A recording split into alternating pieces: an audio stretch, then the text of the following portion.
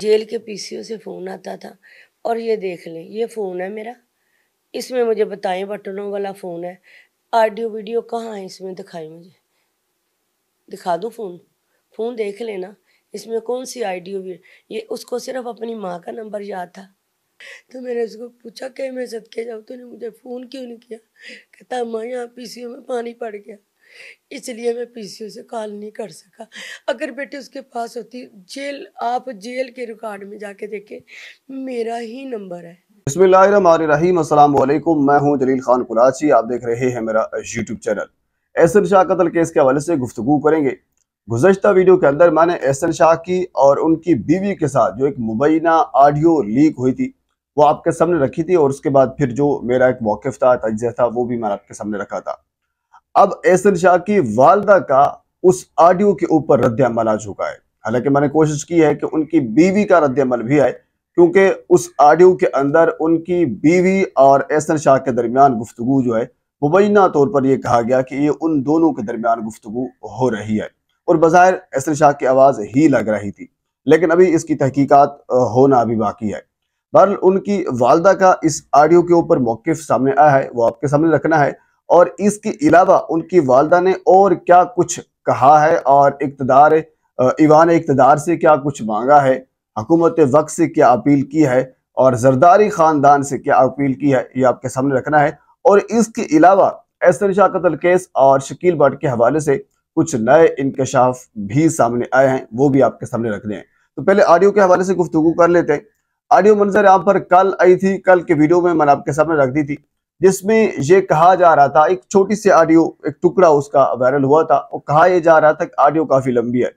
उस ऑडियो के अंदर मुबैना तौर पर एहसन शाह एक प्लानिंग करता हुआ हमें नजर आ रहा था कि वो प्लान कर रहा है जेल में बैठकर, और वो टीम बना रहा है, और टीम बनाने के बाद उनका एक इरादा था किसी पुलिस वाले को, जिसमें मुबैना तौर पर शकील भट्ट का नाम लिया जा रहा है, कि वो उसको खत्म करने का इरादा करता था।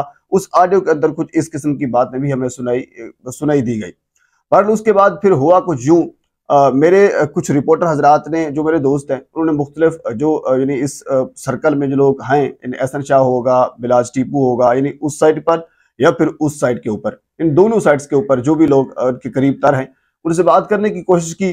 तो उनमें से एक शख्स ने ये बताया कि ये जो शकील भट्ट की कत्ल का प्लानिंग कर रहा था एहसन शाह, ये बेसिकली एक ज़बीउल्ला शख्स था, अफगानिस्तान से उनका ताल्लुक था। वो जेल के अंदर इनके साथ मौजूद था, एहसन शाह के साथ। जब वो रिहा हुआ, एहसन शाह अभी जेल में था, वो जेल में इन्होंने एक प्लानिंग बनाई, तो उसी दौरान ये बातचीत उन्होंने की है, उनका इल्जाम ये था। लेकिन एहसन शाह की वालदा का ये कहना है कि ये ऑडियो बिल्कुल गलत है, हम इस चीज की तस्दीक नहीं करते।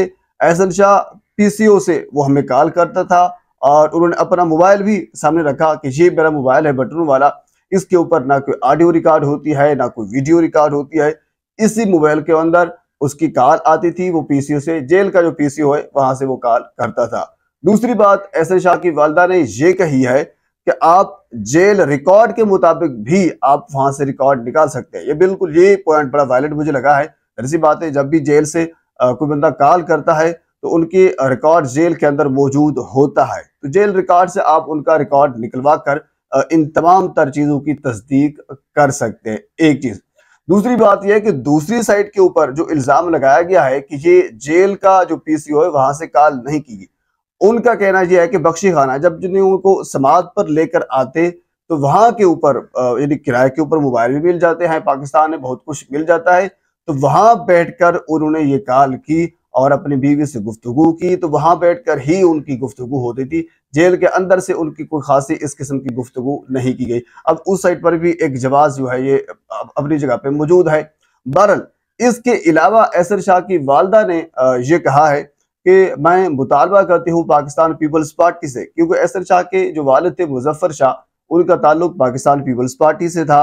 एहसन शाह भी पाकिस्तान पीपल्स पार्टी में खासी दिलचस्पी रखते थे, मुख्तलिफ मीटिंग्स में भी हमें वो नजर आते थे। तो उन्होंने मुतालबा किया है पाकिस्तान पीपल्स पार्टी से कि मेरा डे वन से ये मुतालबा ये था कि आप मेरे बेटे को बचाएं, उनके लिए कुछ करें, आपने कुछ नहीं किया, तो अब मेरी आपसे दस्तबस्ता गुजारिश ये है कि मेरा जो दूसरा बेटा है जिसके ऊपर इल्जाम है कि इन्होंने पुलिस के ऊपर हमला किया और हमला करने के बाद फिर एहसन शाह जो है उसी हमले के अंदर मारा गया, उस बेटे दूसरे के ऊपर इल्जाम है। तो अब मेरी जरदारी खानदान से गुजारिश ये है कि आप मेरे दूसरे बेटे को बचा लें, यानी कुछ इन्फ्लुएंस डालें, कुछ सिफारिश डालें और इल्जाम हमारे ऊपर गलत है, हमारे बेटे को बचा लें। ये उन्होंने दूसरी दरखास्त की है।